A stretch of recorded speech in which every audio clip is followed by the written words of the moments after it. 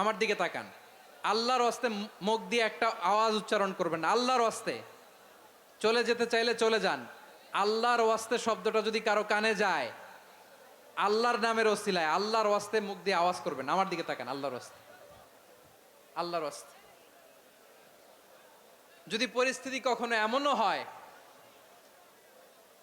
শিরকের আড্ডাখানা, আপনি ঐক্য প্রতিষ্ঠার জন্য, ঐক্য রক্ষার জন্য তাও শুধু তাওহীদের দাওয়াত দিবেন, ওইখানে আক্রমণ করবেন না। এটা কোরআনের নীতি। কথা বুঝতে পেরেছেন? সামনে শিরকের কি কথা কয় না, শিরকের কি আড্ডাখানা, আখড়া। কিন্তু ঐক্য বজায় রাখার জন্য, গৃহযুদ্ধ এড়ানোর জন্য আপনি শুধু এটা যে শিরক, এটা হারাম, এটা থেকে তোমরা বেঁচে থাকো, শুধু দাওয়াত দিবেন, আপনি আক্রমণ করবেন না। এটা কোরআনের বিধান। সুবহানাল্লাহ কইবেন না? তো এই চমৎকার ঘটনাগুলো আপনারা শোনাইতে পারবো এরকম বিশৃঙ্খলা করলে। মূসা আলাইহিস সালাম আল্লাহর সাথে সরাসরি কথা বলতেন। ওয়াকাল্লামাল্লাহু মূসা তাকলিমা। সুবহানাল্লাহ পড়েন। আওয়াজ তুলে সবাই বলেন সুবহানাল্লাহ।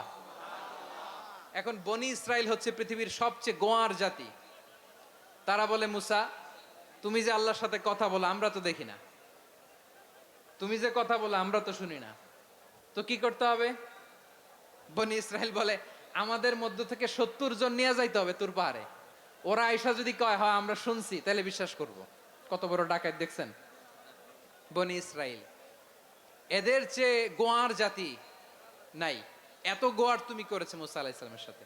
তুমি যে আল্লাহর সাথে কথা বলে আমরা তো দেখি, কি করব? 70 জন আমাদের বন্ধু বান্ধব যে যদি দেখে, তারা বললে ওকে আস, 70 জন আস। 70 জন নিয়ে গেল। মুসা আলাইহিস সালাম হারুন আলাইহিস সালামকে খেলাফা দিয়ে গেলেন, আল্লাহ ওনাকে নবী বানালেন। মুসা আলাইহিস সালাম বললেন, হারুন খবরদার, বনি ইসরাইলের মধ্যে তাওহীদের বাণী প্রচার করবা, ঐক্য ধরে রাখবা, বিচ্ছিন্ন হতে দিবা না। চলে গেছে। এইদিকে বনি ইসরাইলের এক দুষ্ট লোক ছিল, নাম সামিরি। কি নাম? সামিরি। সে সবাইরে বলল তোমাদের স্বর্ণগুলো ফালাও। স্বর্ণগুলো ফেললো। বনি ইসরাইলের স্বর্ণগুলোকে গলিয়ে সে একটা গরুর বাচ্চা বানালো। গোবৎস। কিসের বাচ্চা? দেখেন গরুর পূজা কিভাবে শুরু হয় পৃথিবীতে প্রথম। গোবৎস পূজা, গরুর বাচ্চার পূজা কিভাবে। সে স্বর্ণ গলিয়ে গরুর বাচ্চা করে, জিবরাইল আলাইহিস সালাম যে জমিনে এসেছিলেন, ওই ফেরেশতার পায়ের নিচের একটু মাটি সে বুদ্ধি করে প্যাকেটে রেখে দিছিল। সে গরুর বাচ্চা বানায় স্বর্ণ দিয়ে গলিয়ে ওই মাটি এটার মধ্যে ঢুকাই দিছে বেলকে দেওয়ার জন্য।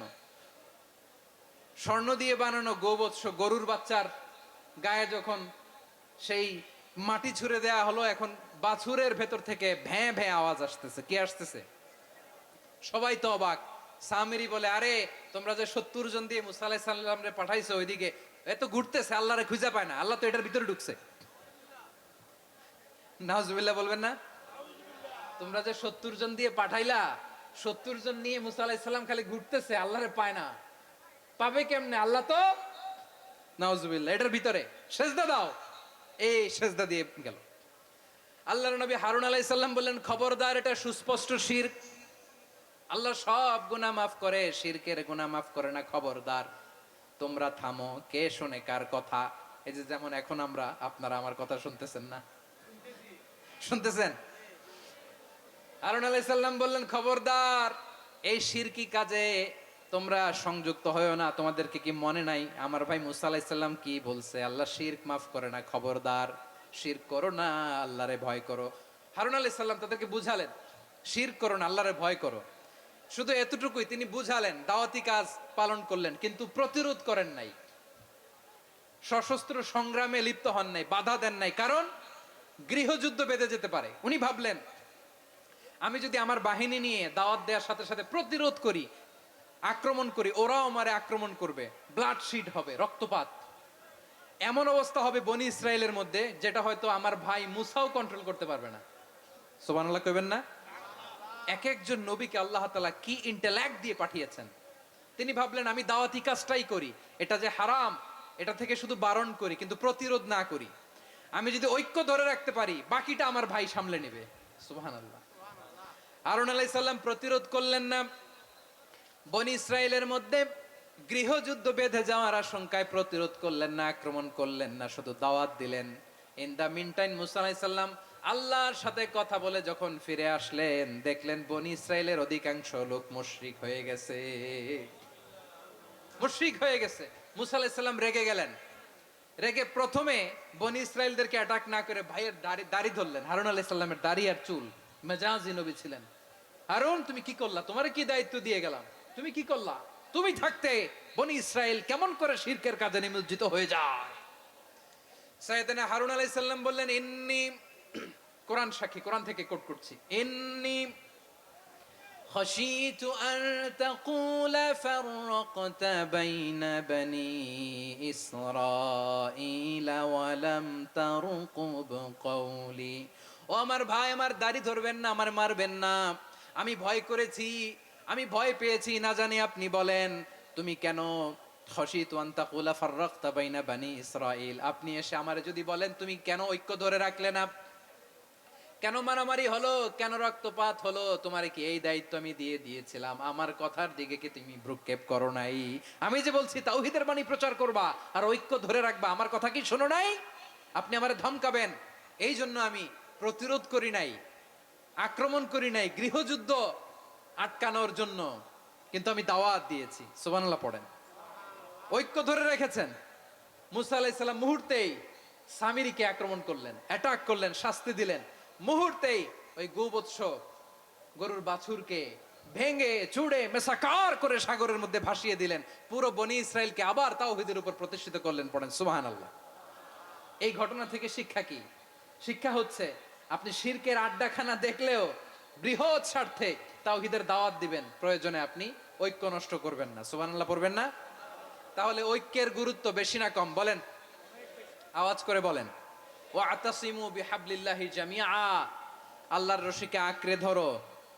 ওয়ালা তাফাররাকু, তোমরা বিচ্ছিন্ন হয়ো না। পেকুয়ার ভাইরা আওয়াজ করে বলেন তো, আদেশটা কার? এখন বলেন, আমাদের ঐক্যবদ্ধ জীবনের দরকার আছে না নাই? এই যে ডক্টর মোহাম্মদ ইউনূস আমাদের লিডার, উনি যে আমাদেরকে জাতীয় ঐক্যের আহ্বান জানিয়েছে, ওনার আহ্বানে আমাদের সাড়া দেওয়ার দরকার আছে না নাই? রাজনীতিবিদদের যে ডাকছে, খুশি লাগে নাই আপনার? আলেমদের ডাকছে, খুশি লাগে নাই? আলহামদুলিল্লাহ বলবেন না? আলহামদুলিল্লাহ। সবাইকে ডেকেছে, ঐক্যবদ্ধ করেছে। আমরা ঐক্যবদ্ধ থাকতে চাই, আমরা ঐক্যবদ্ধ জীবন চাই, আমরা আর কাদা ছড়াছড়ি করতে চাই না। রাজি আছেন সবাই? এখন আমরা যদি ঐক্য নষ্ট করি, আমাদের কি কি সমস্যা, কি ক্ষতি, কি কুফল? অনৈক্যের কুফল কি? কয়েকটা কুফলের কথা বলে শেষ করব। প্রিয় ভাইরা, what are the drawbacks and disadvantages of division, social and political division in the society? Disunity. আমরা যদি বিচ্ছিন্ন হই, একে অপরের যদি মারামারি করি, একজন যদি আরেকজনের কাফের ফতোয়া দেয়, আমাদের কি ক্ষতি?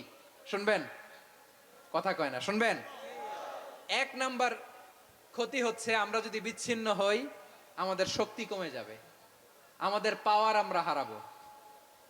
আমাদের কি হারাবো? পাওয়ার। মনে রাখবেন, যখন আমি একা থাকি তখন আমি ব্যক্তি, যখন আমরা সবাই মিলি তখন আমরা শক্তি। এই শক্তি নিয়ে আমাদের সামনে এগিয়ে যাওয়ার দরকার আছে না নাই? তাহলে আমরা যদি বিরোধে, নিজেরা বিরোধে লিপ্ত হই, আমাদের ক্ষমতা, পাওয়ার ছুটে যাবে। আমরা এই পাওয়ার হারাতে চাই না, ঠিক কিনা বলেন? রব্বুল আলামিন ঠিক তাই বললেন।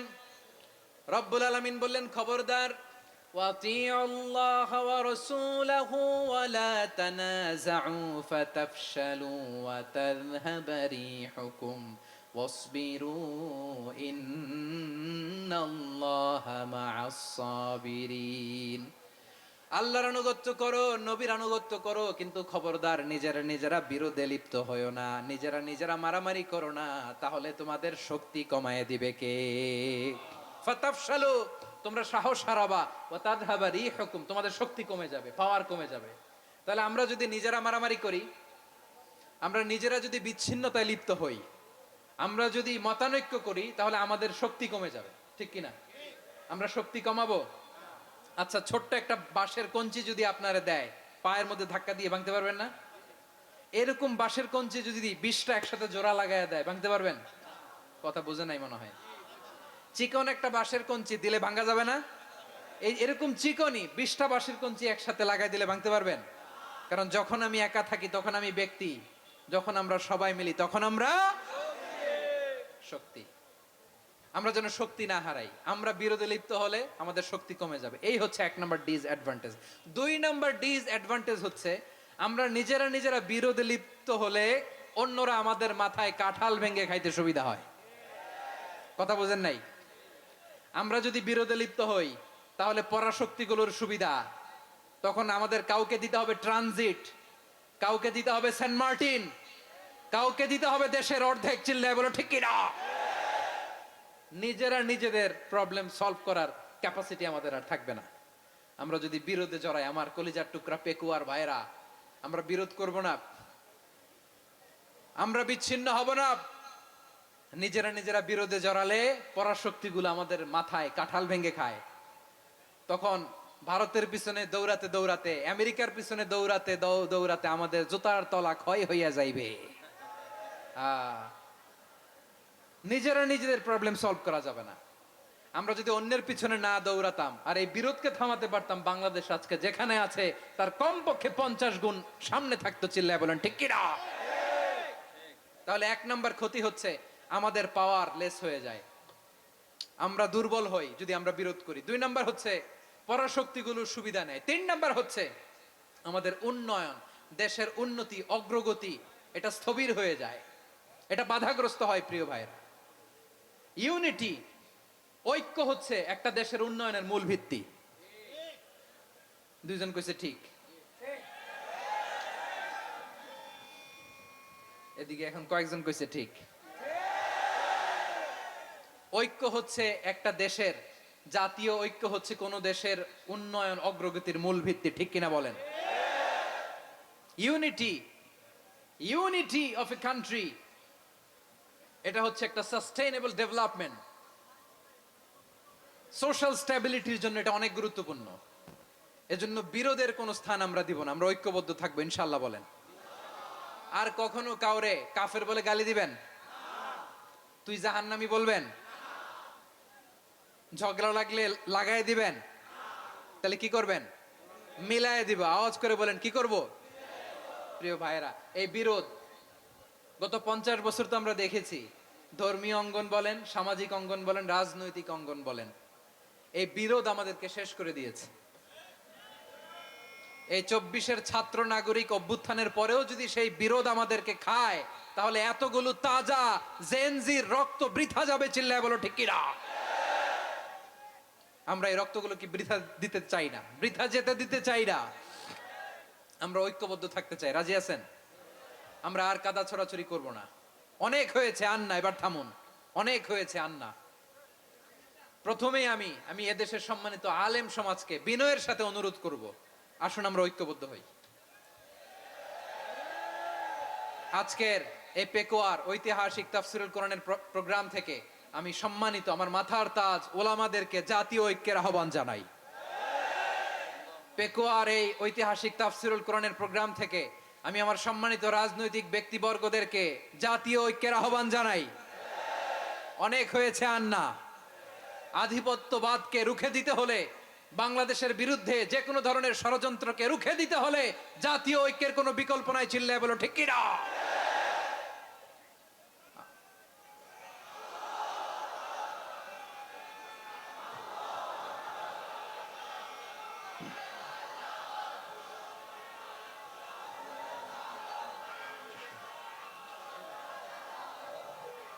আমার প্রিয় ভাইয়েরা, আমার ভাইয়েরা, আর কাদা ছড়াছড়ি করব না ইনশাআল্লাহ। বলেন আল্লাহুম্মা ফারশাদ। আল্লাহ তুমি সাক্ষী থাকো, আল্লাহ তুমি তৌফিক দাও। আওয়াজ করে পড়েন আমিন। আর একে অন্যকে কাফির বলে গালি দিব না। ঠিক কিনা বলেন? রাজি আছেন? ধ্বংস করে দিয়েছি আমরা আমাদেরকে। আপনারা হালাকু খানের নাম শুনেছেন? মঙ্গল অধিপতি হালাকু খান বাগদাদের আমাদের বিশাল দারুল হিকমা লাইব্রেরিকে ধ্বংস করেছে। 10 লক্ষ মুসলমানদেরকে কচুকাটা করে গণহত্যা করেছে। জানেন, আমাদের সভ্যতা সূতিকাগারের কেন্দ্রবিন্দু ছিল বাগদাদ। ইরাকের বাগদাদে যেদিন সে রক্ত নিয়ে হোলি খেলা করে, রক্তের হোলি খেলা যেদিন হয়, ওই দিনও বাগদাদে বাহাস চলতেছিল। আমাদের বাহাস কি চলতেছিল? আপনাদের এলাকায় বাহাস আছে? এই প্রচলিত বাংলাদেশে যে বাহাস, এটার সাথে ইসলামের কোনো সম্পর্ক আছে? এই পর্যন্ত বাহাসের পরে পরাজয় বরণ করছে এরকম কোন দল আপনারা পাইছেন? আমি পাই নাই। প্রত্যেক দলই বাহাসের পরে সংবাদ সম্মেলন করে বলে আমরা জয়লাভ করিয়াছি, ওনারা পালাইয়া চলিয়া গিয়াছেন। আছে না নাই? কারণ সত্য জানার জন্য, সত্য মানার জন্য আসে না তো, নিজের জ্ঞান জাহির করার জন্য বাহাস করে, বিপক্ষ দলের আলেমকে ছোট করার জন্য বাহাস করে। এই বাহাসের স্থান ইসলামে নাই, চিল্লায় বলো ঠিক কিনা। এই সমস্ত বাহাসের দিন শেষ, ঐক্যবদ্ধ হওয়ার বাংলাদেশ। প্রিয় ভাইরা, হালাকু খান সে দারুল হেকমার লাইব্রেরি জ্বালিয়ে পুড়িয়ে এই সব দামি দামি বইগুলো, আমাদের দামি দামি ঐতিহাসিক তুরাসি ক্লাসিক বইগুলোকে দজলা নদীতে ফেলেছে। পুরা দজলা নদী কালো হয়ে গিয়েছে। 10 লক্ষ মুসলমানকে গণহত্যা চালিয়ে এই রক্তের বন্যা যখন দজলা নদীর পানিতে মিশে গিয়েছে, দজলা নদীর পানি লাল হয়ে গিয়েছে। যেই দিন বাগদাদে গণহত্যা চলে, ওই দিনও বাগদাদে বাহাস চলতেছিল। কিসের বাহাস জানেন? মেসওয়াক, ডান মারি থেকে করা সুন্নাহ, এটা আমরা জানি। এখন কি উপরের মারি না নিচের মারি, বাহাসের বিষয়। এই বাহাস করবেন আপনারা? বিশ্ব যখন এগিয়ে চলেছে, আমরা তখন বসে বিবি তালাকের ফতুয়া খুঁজেছি কোরআন হাদিস চষে। তালাক ইসলামের অনেক গুরুত্বপূর্ণ অনুষঙ্গ। তালাক কোরআনের একটা সূরা। কিভাবে তালাক হবে না হবে আমাদের ফোকাহায়ে একরাম, আমাদের আকাবেররা সব বলে গিয়েছেন, সব জানা। আপনি হয় এটা মানবেন, নয় ওইটা। ওইটা নিয়ে বাহাসের দরকার নাই, ওইটা নিয়ে মারামারির স্থান ইসলামে নাই। আওয়াজ করে বলেন ঠিক কিনা। এখন পেকুয়ার ভাইরা, শেষ কথা বলি, আওয়াজ করে বলেন আমরা ঐক্যবদ্ধ হতে চাই কি চাই না? চান? এই যে আমি বিনয়ের সাথে আলেম সমাজকে জাতীয় ঐক্যের আহ্বান জানালাম, এটার সাথে আপনারা সংহতি প্রকাশ করেছেন? বিনয়ের সাথে আজকের এই পেকুয়ার ময়দান থেকে আমাদের রাজনৈতিক নেতৃবৃন্দদেরকে জাতীয় ঐক্যের আহ্বান জানাই, আপনারা সংহতি প্রকাশ করেছেন? এখন এটা রোড ম্যাপ কি, কিভাবে আমরা ঐক্য প্রক্রিয়াতে এগিয়ে যাব? শেষ কথা বলি, একেবারে সহজ। আমাদের ওলামা মাশায়েখদেরকে, আমার মাথার তাজ, তাদেরকে আমরা বলি, এই যে আমরা ঐক্যবদ্ধ হই নাই, আমরা কি বড় কিছু অর্জন করে ফেলছি? বলেন, আমরা কি খুব পাওয়ার সম্মানের জায়গায় আছি? খুব স্ট্রেংথের জায়গায় আছি? তো কিছুই তো নাই। আপনি ঐক্যবদ্ধ হইলে সমস্যা কোথায়?